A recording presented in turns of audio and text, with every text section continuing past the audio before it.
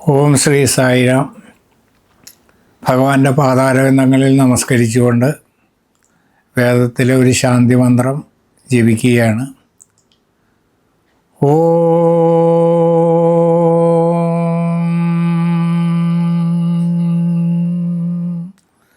ഭദ്രം കർണേഭിഃ ശൃണുയാമദേവാഃ ഭദ്രം പശ്യേമാക്ഷഭിർയജത്രാഃ സ്ഥിരൈരംഗൈസ്തുഷ്ടുവാഗുംസസ്തനൂഭിः വ്യശേമദേവഹിതം യതായുः. സ്വസ്തി ന ഇന്ദ്രോ വൃദ്ധശ്രവാः സ്വസ്തി ന പൂഷാ വിശ്വവേദാः സ്വസ്തി നസ്താർക്ഷ്യോ അരിഷ്ടനേമിः സ്വസ്തി നോ ബൃഹസ്പതിർദദാതോ. ഓം ശാന്തി ശാന്തി ശാന്തി. ഇത് വേദത്തിലെ ഒരു ശാന്തി മന്ത്രമാണ്. നമ്മുടെ ഇരു ചെവികളിൽ കൂടി എപ്പോഴും നല്ല കാര്യങ്ങൾ മാത്രം കേൾക്കുവാനും കണ്ണുകളിൽ കൂടി എപ്പോഴും നല്ല കാര്യങ്ങൾ മാത്രം കാണുവാനും സ്ഥിരമായ അംഗബലത്തോടെ ആരോഗ്യത്തോടെ ഈശ്വരപ്രീതികരമായ കർമ്മങ്ങൾ അനുഷ്ഠിച്ചുകൊണ്ട് ശ്രേഷ്ഠമായ ജീവിതം നയിക്കുവാനും ദേവന്മാരോടുള്ള ഒരു പ്രാർത്ഥനയാണ്. എൻ്റെ പേര് ശിഖിവാഹനൻ. ഞാൻ സായി ഭക്തനാണ്.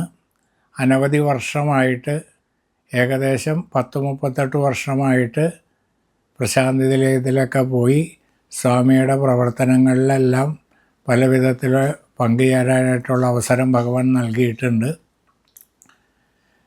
കൂടാതെ ഇപ്പോൾ എറണാകുളം ജില്ലാ വേദത്തിൻ്റെ ഒരു ചെറിയ ഉത്തരവാദിത്വവും കൂടിയും എനിക്ക് നൽകിയിട്ടുണ്ട്. അനവധി പേരെ വേദം പറഞ്ഞ് പഠിപ്പിക്കുന്നുമുണ്ട്. കാര്യം വേദജപം എപ്പോഴും ഉദാത്തം, അനുദാത്തം, സ്വരം മുതലായവ ശ്രദ്ധിച്ചു വേണം പഠിക്കാനായിട്ട്. അത് അക്ഷരങ്ങളുടെ ഘടനയായതുകൊണ്ട് മനലാൽ ത്രായതേ ഇതി മന്ത്രഃ എന്നാണ് പറയുക.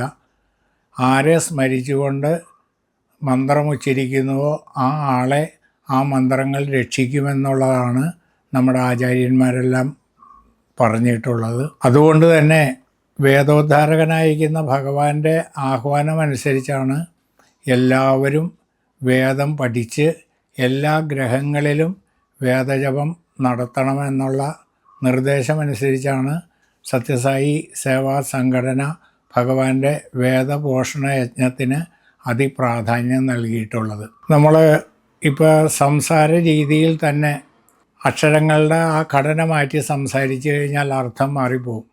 ഇപ്പോൾ ചെടി നനയ്ക്കുക എന്ന് പറയുമ്പോൾ നാ നമുക്ക് എഴുതാൻ പറ്റുള്ളൂ. ഉച്ചരിക്കുന്ന സമയത്ത് നാ ന, അവിടെ ഒരു നാ പറയുന്ന മാതിരിയല്ല അടുത്ത നാ പറയുന്നത്.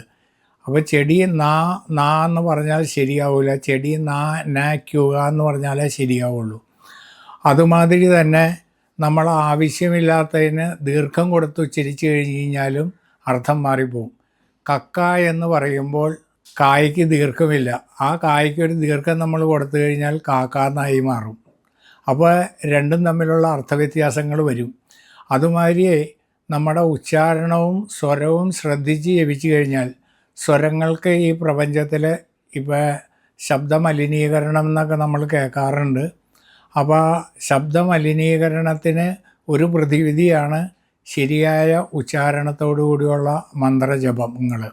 അപ്പോൾ സ്വരസ്ഥാനങ്ങളെ ചിട്ടപ്പെടുത്തിക്കൊണ്ടുള്ള വേദജപമാണ് നമ്മൾ പ്രശാന്തി നിലയത്തിൽ ആന്ധ്ര പണ്ഡിറ്റുകളെയൊക്കെ ഫോളോ ചെയ്തുകൊണ്ട് നടത്തുന്നത്. ഇന്ത്യയിൽ വിവിധ സ്ഥലങ്ങളിൽ വിവിധ തരത്തിൽ വേദജപം നടക്കുന്നുണ്ടെങ്കിലും ആന്ധ്ര പണ്ഡിറ്റുകളുടെ വേദജപത്തിനാണ് ഭഗവാൻ ശ്രീ സത്യസായി ബാബ പ്രാധാന്യം കൊടുത്തിട്ടുള്ളത്.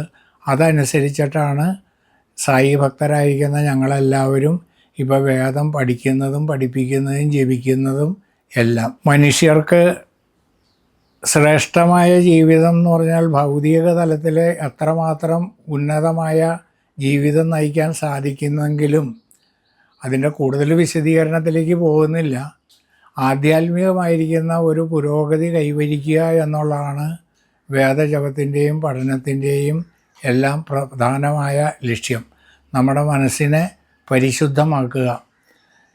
മറ്റുള്ള വിദ്യാഭ്യാസങ്ങളും ധനസമ്പാദനങ്ങളും അധികാരങ്ങളും എല്ലാം നേടിക്കഴിഞ്ഞു കഴിഞ്ഞാലും അധാർമികമായിരിക്കുന്ന ജീവിതം നയിച്ച് മനുഷ്യജന്മത്തെ പാഴാക്കി കളയാതെ ധർമ്മത്തിൻ്റെ പാതയിൽ കൂടി സഞ്ചരിക്കാൻ ഭഗവാൻ വേദോദ്ധാരകനാണ് എന്ന് പറയുമ്പോൾ തന്നെ ധർമ്മത്തെ പ്രചരിപ്പിക്കുക എന്നുള്ളതാണ് അദ്ദേഹത്തിൻ്റെ അവതാരത്തിൻ്റെ പ്രധാനമായിരിക്കുന്ന ലക്ഷ്യം തന്നെ.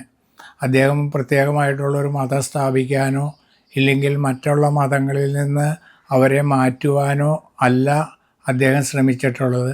എല്ലാവരും അവരുടെ മതത്തിൽ ഒരു ഹിന്ദു നല്ല ഹിന്ദുവായിട്ട് ജീവിക്കാനും ഒരു ഇസ്ലാം നല്ലൊരു ഇസ്ലാമായിട്ട് ജീവിക്കുവാനും ഒരു ക്രിസ്ത്യൻ നല്ലൊരു ക്രിസ്ത്യൻ ആയിട്ട് ജീവിക്കുവാനും അദ്ദേഹം ആഹ്വാനം ചെയ്തിരിക്കുന്നത് അതേ രീതിയിലാണ്.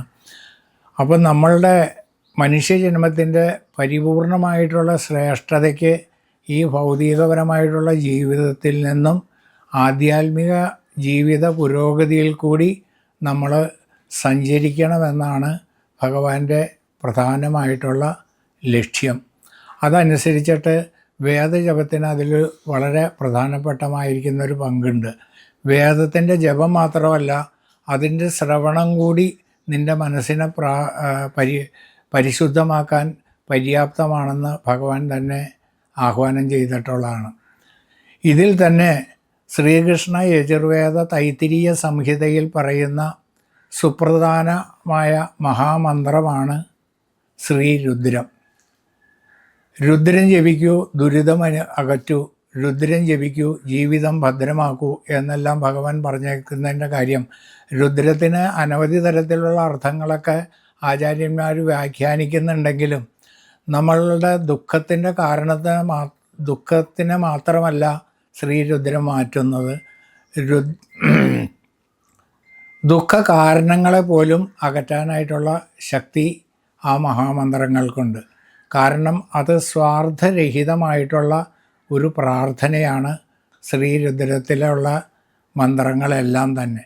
എനിക്ക് എന്നുള്ളതല്ല, നമുക്ക് എന്നുള്ളതും കൂടാതെ ഈ പ്രപഞ്ചത്തിനാകെ ഗുണകരമാകുന്ന രീതിയിലാണ് രുദ്രത്തിൻ്റെ ജപത്തിന് ഭഗവാൻ കൊടുത്തിരിക്കുന്ന പ്രാധാന്യം. അതുകൊണ്ട് തന്നെ പ്രശാന്തി നിലയത്തിൽ ദിവസവും രാവിലെയും വൈകുന്നേരവും ശ്രീരുദ്രം അതിഭംഗിയായിട്ട് വിദ്യാർത്ഥികൾ, സ്വാമിയുടെ സ്റ്റുഡൻസ് ജപിക്കാറുണ്ട്. രുദ്രത്തിൻ്റെ ഒരു പ്രത്യേകത എന്താണെന്ന് വെച്ച് കഴിഞ്ഞാൽ, നമ്മൾ സാധാരണ രീതിയിലുള്ള ഈശ്വരാരാധനകളിൽ നിന്നും വ്യത്യസ്തമായിക്കൊണ്ട് സമസ്ത ചരാചരങ്ങളിലുമുള്ള നിർജീവമായിരിക്കുന്ന ജഡവസ്തുക്കൾക്ക് മുഴുവൻ ചൈതന്യവത്തായിട്ടുള്ള ഈശ്വരീയതയാണ് ശ്രീരുദ്രത്തിൽ കൂടി ആരാധിക്കുന്നത്. എല്ലാത്തിലും നിറഞ്ഞു നിൽക്കുന്നതായിരിക്കുന്ന ഈശ്വര ചൈതന്യത്തെ ആരാധിക്കുമ്പോൾ ആരെയും മാറ്റി നിർത്തുന്നില്ല. കള്ളനിലും കൊള്ളക്കാരനിലും വഞ്ചകന്മാരിലും ദുഷ്ടന്മാരിലും നല്ലവരിലും ബ്രാഹ്മണനിലും എല്ലാവരിലും ചൈതന്യവത്തായിട്ട് നിൽക്കുന്നതായിരിക്കുന്ന ആ ഈശ്വര ചൈതന്യത്തെയാണ് ശ്രീരുദ്രത്തിൽ കൂടി നമ്മൾ നമസ്കരിച്ച് ആരാധന ചെയ്യുന്നത്. ഏത് ജപിച്ചാൽ അമരത്വം കിട്ടും എന്നുള്ള ശിഷ്യന്മാരുടെ ചോദ്യത്തിന് ശ്രീരുദ്രം എന്ന് യാജ്ഞവൽക്ക മഹർഷി ഉത്തരം നൽകിയതായിട്ട് പറയുന്നുണ്ട്. എല്ലാത്തിലും ശ്രേഷ്ഠമായിട്ടുള്ളത് വേദത്തിൽ അതിപ്രധാനമായിട്ടുള്ളതാണ് ശ്രീരുദ്രം. രുദ്രത്തിൻ്റെ ജപത്തിന് നമ്മൾ അതിൻ്റെ സ്വരം അർത്ഥവ്യത്യാസങ്ങളും ഒന്നും കൂടാതെ വേണം ജപിക്കാനായിട്ടുള്ളത്. കൂടുതൽ വീഡിയോകൾക്കായി ചാനൽ സബ്സ്ക്രൈബ് ചെയ്യുക, ബെൽ ബട്ടണും അമർത്തുക.